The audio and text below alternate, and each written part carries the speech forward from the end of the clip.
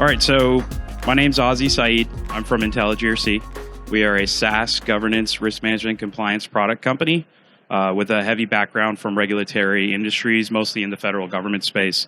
So today I wanted to kind of touch the topic on, for the MSP industry, for MSP vendors, MSP solution providers, product vendors, et cetera, why traditional MSP solutions are currently showing up as insufficient in the face of cyber regulatory trends, and just simply the opportunity that I'm noticing in the MSP space where we could do a better job at adopting these changes and increasing our revenue through new business revenue streams. So like I had mentioned, IntelliGRC, we're a SaaS GRC product. We're very passionate about what we do. We work heavily with a lot of MSPs as well as product vendors, specifically trying to help them address customers' regulatory requirements. And one trend that I've noticed is that it might be a lot of cybersecurity related products and solutions out there, but I do definitely think there's a lot of room for opportunity in the MSP industry to support regulated requirements and compliance requirements for their customer base. So one of the first problems I noticed is like traditional solutions for traditional needs being MSPs are typically seen as, hey, endpoint management, monitoring, patching, break fix support, and administration of infrastructure or implementation of infrastructure. And nowadays, with more and more regulatory industries coming in, especially in like the government space, for example, CMMC in the defense industrial base is a cybersecurity requirement for defense contractors as well as the supply chain. And a lot of the SMBs in the defense industrial base have a requirement for CMMC compliance, and their MSPs must equally be compliant as well. And so DoD and other federal agencies are already starting to show this trend of your product vendors that provide security functionality as well as your services vendors must equally meet the same level of requirements as the organization needing to protect that data that's in scope. The other thing that I've noticed is a ton of false expectations in the industry being managed. As we know, it's a growing trend for cyber and information security and privacy. And a lot of the SMB community out there sees it as a luxury, very difficult to acquire, very difficult to manage. If you don't have the skill sets in-house, you will be paying a premium for services and products. And so they often look at this as this luxury item. And so, you know, we asked ourselves, how can we make this a commodity, right? How can we make cyber compliance, this very complex and nebulous topic, a commodity and make it accessible? I think it takes the entire industry, service providers and solution providers equally, to support their customer base on how to better implement these things.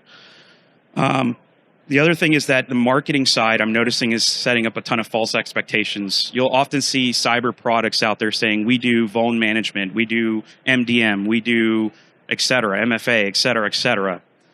Oftentimes, like I had mentioned, the requirement that I'm noticing of government trends in terms of matching compliance controls that are equivalent to your customer base, that trend is growing and growing because supply chain is the big problem here, right? You look at the Biden administration in 22 put out an executive order that said supply chain risk is something we need to be serious about after the SolarWinds breach, and then also looking at things as software development practices and software bill of materials. So we're starting to see, like with things like CMMC, where even a cloud service vendor or a product vendor or a services vendor has to document and implement those same level of requirements, but then produce what's called a shared responsibility matrix, where they can clearly delineate to their customers, here are the things that we take care of, and here are the things you need to take care of, and here are the things we share together. And those shared items, I think, is the opportunity to upsell product capabilities and services, where you can do things like documenting baseline or benchmark configuration suggestions for your product and or your services offering through reference architectures, and saying, here is a tried and true method that has passed muster, and we're managing our liability and your liability as it relates to what we provide you in this manner. And so you'll hear a lot of these product vendors talking about, we support this framework or this requirement, or our solution does this for your compliance needs. And you'll look often that those vendors are not equally drinking that same Kool-Aid that they're telling you they support. And so this is where I think industry needs to do a better job at looking at their providers and pushing them to do a better job to support their needs and their challenges. And then lastly is the legality of it. There's a lot of trends going around with, False Claims Act as part of federal regulatory requirements. So in the defense industrial base with CMMC, the DOJ has come out last year and incentivized whistleblowers. You'll notice Verizon went through a False Claims Act. They said we were CMMC, or it was 800-171 compliant. And then an employee said, no, we're not. And that employee got paid whistleblower protection. And, so you're incentivized. Go and rat your employer out and tell the DOJ how they're not telling the truth. And so you'll notice even these trends of like breaches to the MSP products and solutions, SolarWinds, Kaseya, and then now you're starting to see things that are like lawsuits. If that contract or that marketing claim that led to the development of a contract from an MSP or a product vendor to a consumer, and there's false expectations, first thing you're going to do is say, well, I got breached. That's my MSP's problem. I'm going to sue them for damages. And so you'll see trends of that happening more and more. And this is where I think the regulatory world is growing more and more teeth, because at the end of the day, it becomes how do you manage your liability and risks in terms of pointing the blame at someone is the best strategy. And then your very last defensive mechanism is going to be your insurance, your cyber liability insurance, which equally is starting to develop different standards and requirements to get better premiums. So I do think that there are tremendous opportunities for MSPs. And what I mean by tremendous opportunities, more so in the context of cyber compliance, is yes, we've got tons and tons of vendors out there talking about EDR, XDR, SOAR, name your fancy buzzwords. But one thing I'm noticing is they're skipping what they probably think is the boring stuff, right? The governance, the risk, and the compliance stuff. And this is where I think MSPs and MSP vendors and product vendors can help educate the market through those different strategies that I had talked about, like a shared responsibility matrix. For CMMC, if you have a product that's going to be in scope of handling CMMC-related data, which is CUI data, then they need to have a FedRAMP authorization if it's cloud-based. And if it's leveraging any cryptography or encryption of information, then they need to be FIPS 140-2 validated. And this is where there's a huge misunderstanding in the CMMC space even, where validated is not the same thing as compliant. It does not simply mean you implement algorithms and configurations to meet those FIPS validated methods. The actual software and hardware from that vendor tied with an implementation guidance must be FIPS validated. And so then you run into this crazy debacle where, you could patch a 0-day vulnerability, but it takes you out of FIPS compliance or FIPS validated compliance. And so, there are strategies with essentially documenting those risks and POEMing and such. But again, I think there's just a huge market opportunity. We're noticing like even trends in hourly rates. $350 an hour was a Gartner average for 2022 and 2023 for cyber compliance consulting. I think it's because simply it becomes a high demand, low supply, right, scenario. And then a lot of the MSP predictions I've noticed was compliance consulting services growing 60% in 2024. Managed services revenue around cyber is going to grow up 15%. Managed detect and response is going to be the #1 growth engine for MSPs in 2024, and then a ton of additional M&A activities that will grow in 2024 as well, which has a huge reliance on cyber compliance and risk as well. And then lastly, the challenges that I'm noticing is the MSP solution vendors and service providers having a low barrier to entry solution for adding more staff members and giving them the opportunity to learn and grow in this space. And so they're going to face challenges in upscale, right? That's why this particular topic is very complex and low supply.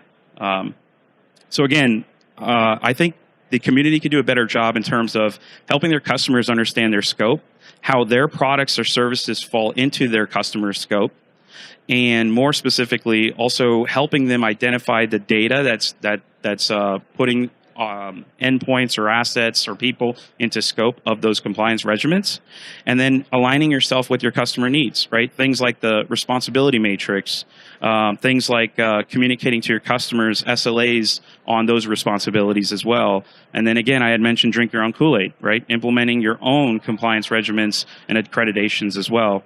And then a lot of the cloud services, because of FedRAMP, you'll notice will have the shared responsibility matrix readily available. So FedRAMP is where that's born out of. And so you'll look at AWS, Azure, GCP, and they have those artifacts. And now we're seeing a trend where things like CMMC is warranting the same level of information from the MSP service vendors as well as the product vendors. And so I would recommend MSP product and services vendors out there to partner with an expert, partner with the SME, and identify alignment with their solutions and services with yours, and using that opportunity to up your go-to-market strategy to incorporate some of these capabilities and offerings to better streamline what's necessary for your customers. And you'll notice other industry trends are identifying things like SOC 2, and ISO going through another iteration by adding more granular specification and detailed requirements that are prescribed. The other thing I would mention is also vetting the products and services and solutions you're using as an MSP services vendor to ensure it supports your customer as well. So making sure it's interoperable, single sign-on, MFA integration, SIM integration, et cetera, for situational awareness, and so on and so forth. So Last thoughts here I'm going to mention here is that, compliance does not need to be this complex, boring topic, right? It's very strategic and very business informed. It lets you talk and have those conversations with leadership to convince, how you want to approach your cyber strategy. Implementing things like a robust governance, risk management, compliance strategy. I know it sounds very basic, but a lot of folks aren't doing it enough, because that's step one in implementing a compliance program or implementing a cyber posture program. You need that governance strategy. You need to be able to point to something and say, this is what we do and this is how we do it. So I would also recommend investing in your skill sets with your team and your knowledge around these compliance requirements so that you could better prepare supporting industry in these trends. We do ourselves as IntelliGRC, as a SaaS GRC vendor, have these partner programs we specifically developed for MSPs to help them become MSSPs and at least address these regulatory and compliance requirements. Additionally, from our product partner program, we developed one that is specific with other solution vendors that are products that can be solutions to help customers implement compliance requirements. And we help them develop these things like shared responsibility matrix templates and being able to integrate with their specific logs or event information that would drive a GRC product to automate evidence collection or continuous monitoring, and et cetera, et cetera. So that being said, thank you for everyone's time, and come stop by our booth. We're over here at 1569. Thank you again.